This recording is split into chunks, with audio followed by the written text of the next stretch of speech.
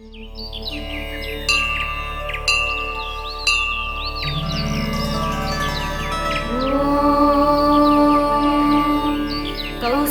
सुप्रजा रामपूर्वा सन्ध्या प्रवर्तते। उत्तिष्ठ नरशार्दूल कर्तव्यं दैवमानिकम्। कौसल्या सुप्रजा रामपूर्वा सन्ध्या प्रवर्तते। उत्तिष्ठ नरशार्दूल कर्तव्यं दैवमानिकम्। उत्तिष्ठोत्तिष्ठ गोविन्द उत्तिष्ठ गरुडध्वज। उत्तिष्ठ कमलाकान्त त्रैलोक्यं मङ्गलं कुरु। उत्तिष्ठोत्तिष्ठ गोविन्द उत्तिष्ठ गरुडध्वज। उत्तिष्ठ कमलाकान्त त्रैलोक्यं मङ्गलं कुरु। मातः समस्त जगदां मधुकैटभारे।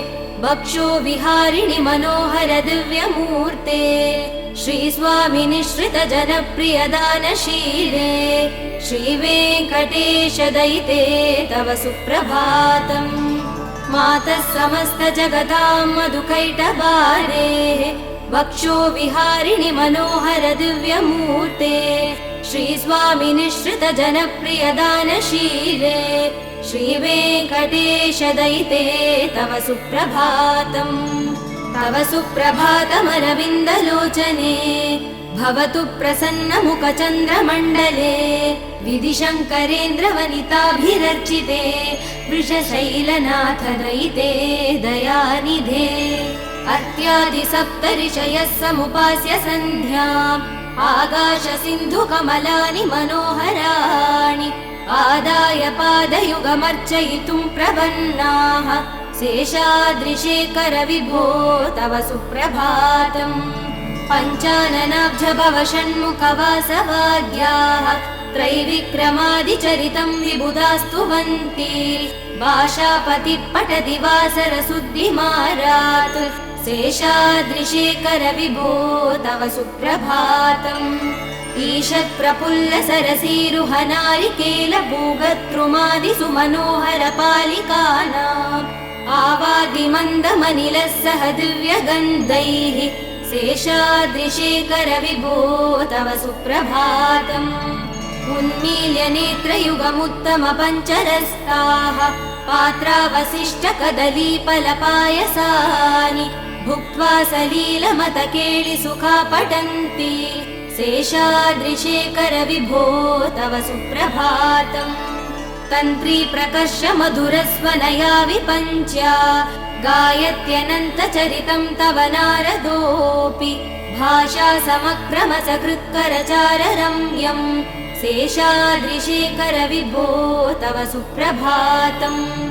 भृङ्गावली च मकरन्दरसानुवित्त जङ्गार गीत निनतैः सह सेवनाय। निर्यात्युपान्त सरसी कमलोदरेभ्य। शेषाद्रिशेखर विभो तव सुप्रभातम्। योषा गणेन वरदग्नि विमध्यमाने। घोषालयेषु दधिमन्तन तीव्र घोषाः।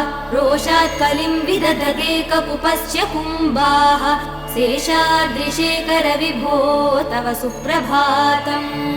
पद्मे च मित्र च तपत्र गतालिवर्गाः। हर्तुं श्रियं कुवलयस्य निजाङ्गलक्ष्म्या। भेरी निनादमिव बिभ्रति तीव्रनादम्। शेषाद्रिशेखर विभो तव सुप्रभातम्। श्रीमन्नभीष्टवरदा किल लोकबन्धो। श्री श्रीनिवास जगदेकदयैक सिन्धो। श्रीदेवता गृहभुजान्तर दिव्यमूर्ते। श्रीवेङ्कटाचलपते तव सुप्रभातम्। श्रीमन्नभीष्टवरदा किल लोकबन्धो। श्री श्रीनिवास जगदेकदयैक सिन्धो। श्रीदेवता गृहभुजान्तर दिव्यमूर्ते। श्रीवेङ्कटाचलपते तव सुप्रभातम्। श्रीस्वामि पुष्करिणिकाप्लव निर्मलाङ्गाः। श्रेयोर्तिनो हर विरिञ्चि सनन्दनाद्याः। द्वारे वसन्ति वरवेद्रहतोत्तमाङ्गाः। श्रीवेङ्कटाचलपते तव सुप्रभातम्।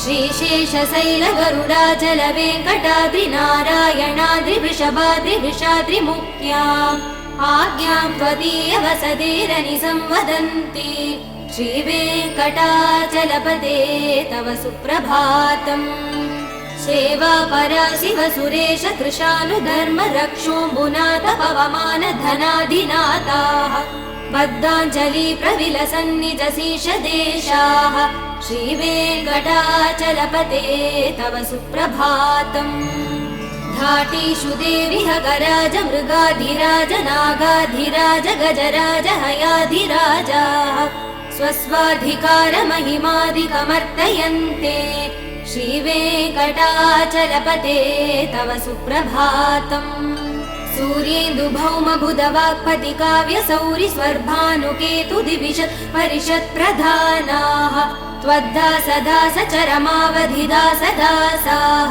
श्रीवेङ्कटाचलपते तव सुप्रभातम् त्वत्पादधूलिभरितस्फुरितोत्तमाङ्गाः स्वर्गापवर्ग निरपेक्ष निजान्तरङ्गाः कल्पागमाकलनया कुलतां लभन्ते श्रीवेङ्कटाचलपते तव सुप्रभातम् त्वद्गोपुराग्रसिगराणि निरीक्षमाणाः स्वर्गापवर्ग पदवीं परमां श्रयन्त मर्त्या मनुष्य भुवने मतिमाश्रयन्ते श्रीवेङ्कटाचलपते तव सुप्रभातम् श्रीभूमिनायक दयादिगुणामृताब्धे देवाधिदेव जगदेक चरण्यमूर्ते श्रीमन्ननन्त गरुडादिभिरर्चिताङ्ग्रे श्रीवेङ्कटाचलपते तव सुप्रभातम् श्रीपद्मनाभ पुरुषोत्तम वासुदेव वैकुण्ठमाधव जनार्दन चक्रपाणे श्रीवत्स सिंह चरणागत पारिजात श्रीवेङ्कटाचलपते तव सुप्रभातम् कन्दर्पदर्पहर सुन्दर दिव्यमूर्ते कान्ताकुचाम्बुरुह कुट्मललोल दृष्टे कल्याण निर्मल गुणाकर दिव्यकीर्ते श्रीवेङ्कटाचलपते तव सुप्रभातम् मीनाकृते कमटकोल नृसिंहवर्णिन् स्वामिन् परस्वत तपोधन रामचन्द्र तेषां स राम यदुनन्दन कल्किरूप श्रीवेङ्कटाचलपते तव सुप्रभातम् एलालवङ्ग घनसार सुगन्धितीर्थम् दिव्यं वियत्सरिदि हेमघटेषु पूर्णम् धृत्वाद्य वैदिकसिकामणयः प्रहृष्टाः तिष्ठन्ति वेङ्कटपते तव सुप्रभातम् भास्वानुदेति विकचानि सरोरुहाणि सम्पूरयन्ति निनदैकगुबो विहङ्गाः श्रीवैष्णवा सततमर्थितमङ्गलास्ते धामाश्रयन्ति तव वेङ्कट सुप्रभातम् ब्रह्मादयः सुरवरास महर्षयस्ते सन्दः सनन्दन मुखास्त्वत योगिवर्याः धामाश्रयन्ति तव हि मङ्गलवस्तु हस्ताः श्रीवेङ्कटाचलपते तव सुप्रभातम् लक्ष्मीनिवास निरवध्य गुणैकसिन्धो संसार सागर समुत्तरणैकसेतो वेदान्त वेद्य निज वैभव भक्त भोग्य श्रीवेङ्कटाचलपते तव सुप्रभातम् लक्ष्मीनिवास निरवध्य गुणैकसिन्धो संसार सागर समुत्तरणैकसेतो वेदान्त वेद्य निज वैभव भक्त भोग्य श्रीवेङ्कटाचलपते तव सुप्रभातम् इत्थं वृषाचलपतेरिह सुप्रभातम् ये मानवा प्रतिदिनं पठितुं प्रवृत्ताः तेषां प्रभात समये स्मृतिरङ्गभाजा प्रज्ञा परार्थ सुलभां परमा प्रसूते इत्थं वृषाचलपतेरिह सुप्रभातम् ये मानवा प्रतिदिनं पठितुं प्रवृत्ताः तेषां प्रभात समये स्मृतिरङ्गभाजा प्रज्ञा परार्थ सुलभां परमा प्रसूते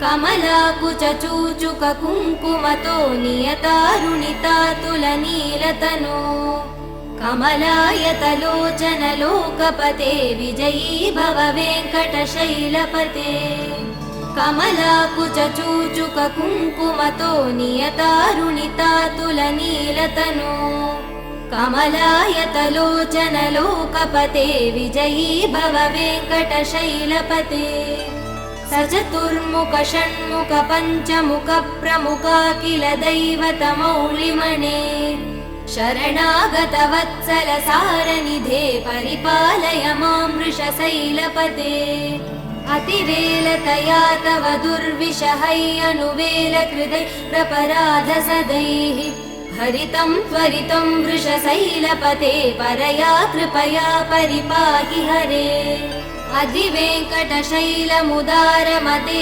जनताभिमतादिकदानरतात् परदेवदया गदितान् निगमै कमलादयितान् परं कलये कलवेणुरवावसगोपवधू शतकोटिवृतात् स्मरकोटिसमात् प्रतिवल्लविकाभिमदात् सुखदात् वसुदेवसुधान्न परं कलये अभिराम गुणाकरदासरथे जगदेकधनुर्धर धीरमते रघुनायक राम रमेश विभो वरदो भवदेव दया जलते अवनीतनया कमनीयकरं रजनीकरचारुमुखाम्बुरुहं रजनीरजराजतमो मिहिरं महनीयमहं रघुराममये सुमुखं सुहृदं सुलभं सुखदं स्वनुजं च सुखाय ममोघचरम् अपहाय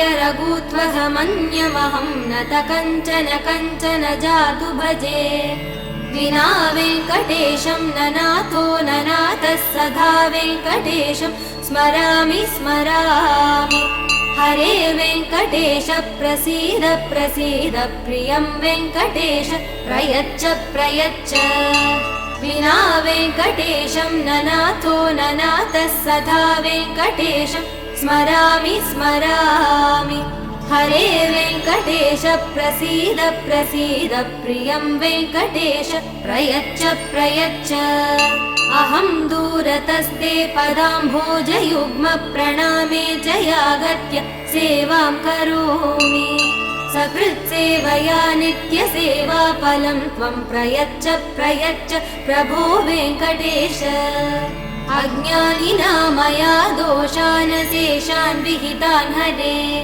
क्षमस्व त्वं शेषशैलशिखामणे अज्ञानिना मया दोषान् शेषान् विहितान् हरे क्षमस्व त्वं शेषशैलशिखामणे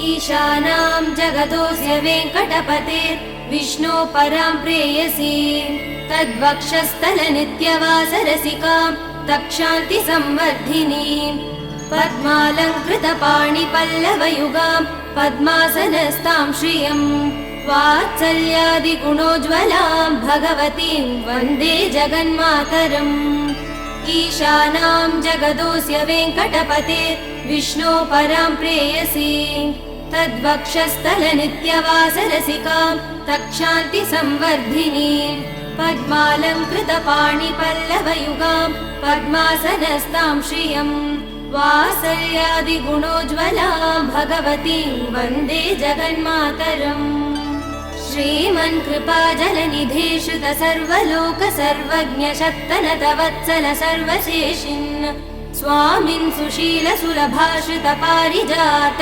श्रीवेङ्कटेश चरणौ शरणौ प्रपद्ये श्रीमन्कृपाजलनिधे श्रुत सर्वलोक सर्वज्ञ शक्तनतवत्सल सर्वशेषिन् स्वामिन् सुशील सुलभाश्रित पारिजात श्रीवेङ्कटेश चरणौ शरणौ प्रपद्ये आनूपुरार्पित सुजात सुगन्धि पुष्प सौरभ्य सौरभकरौ समसन्निवेशौ सौम्यौ सदानुभवनेऽपि नवानुभाव्यौ श्रीवेङ्कटेश चरणौ शरणौ प्रपद्ये सद्यो विकासि समुदिद्वर सान्द्र राग सौरभ्य निर्भर सरोरुह साम्यवार्ताम् सम्यक्षु साहस बदेश विलेखयन्तौ श्रीवेङ्कटेश चरणौ शरणौ प्रपद्ये रेखामयध्वज सुधा कलशातपत्र वज्राङ्कुशाम्बुरुह कल्पः शङ्खचक्रैः भव्यैरलङ्कृत दलौ परतत्त्वचिह्नैः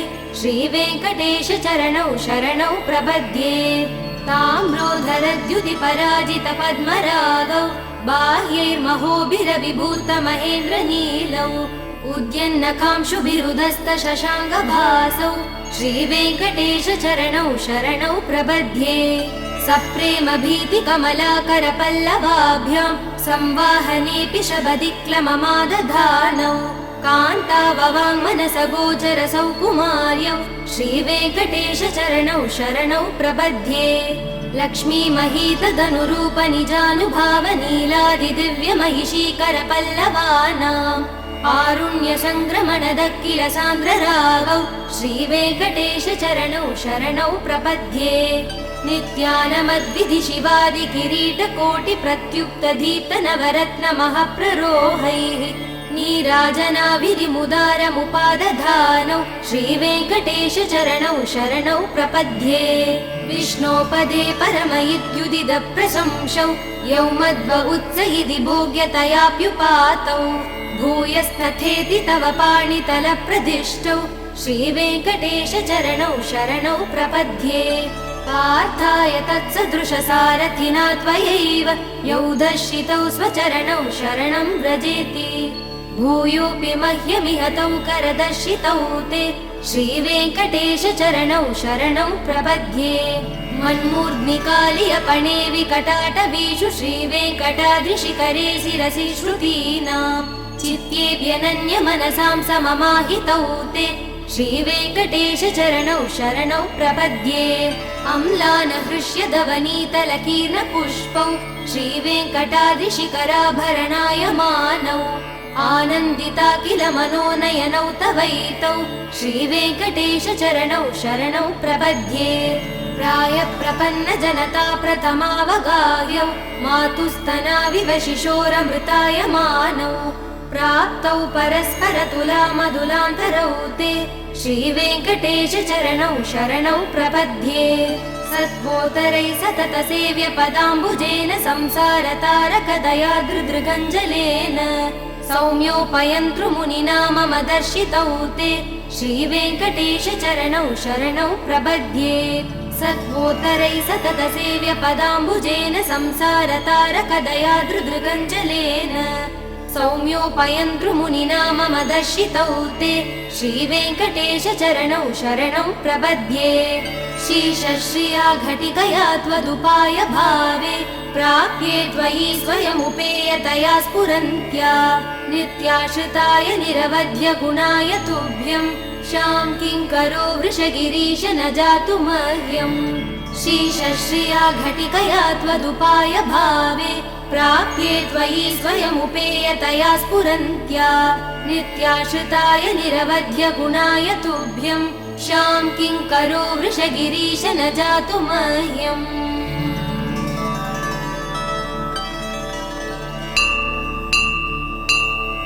श्रियः कान्ताय कल्याणनिधये निधयेतिनाम् श्रीवेङ्कटनिवासाय श्रीनिवासाय मङ्गलम् श्रियः कान्ताय कल्याणनिधये निधयेर्तिनाम् श्रीवेङ्कटनिवासाय श्रीनिवासाय मङ्गलम् लक्ष्मी सविभ्रमालोकः सुभ्रूविभ्रम चक्षुषे चक्षुषे सर्वलोकानां वेङ्कटेशाय मङ्गलम् श्रीवेङ्कटाद्रिशृङ्गाग्रमङ्गलाभरणाङ्ग्रये मङ्गलानां निवासाय श्रीनिवासाय मङ्गलम् सर्वावयव सौन्दर्य सम्पदा सर्वचेतसां सदा सम्मोहनायास्तु वेङ्कटेशाय मङ्गलम् नित्याय निरवध्याय सत्यानन्द चिदात्मने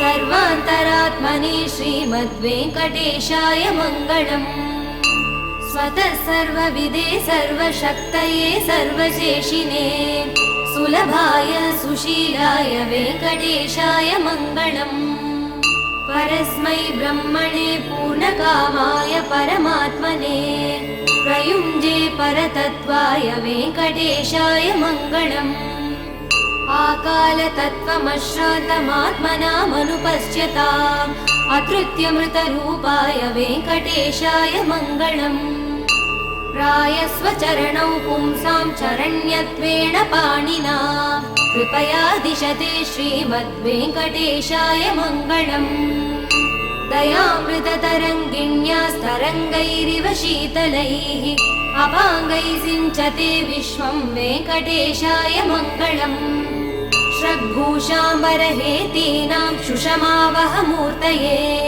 सर्वातिशमनायास्तु वेङ्कटेशाय मङ्गलम् श्रीवैकुण्ठविरक्ताय स्वामि पुष्करिणीतटे रमया रममाणाय वेङ्कटेशाय मङ्गलम् श्रीवैकुण्ठविरक्ताय स्वामि पुष्करिणीतटे रमया रममाणाय वेङ्कटेशाय मङ्गलम् श्रीमत्सुन्दरजामातृमुनिमानसवासिने सर्वलोकनिवासाय श्रीनिवासाय मङ्गलम् मङ्गलाशासनपरैर्मदाचार्यपुरोगमैः सर्वैश्च पूर्वैराचार्यैः सत्कृतायास्तु मङ्गलम्।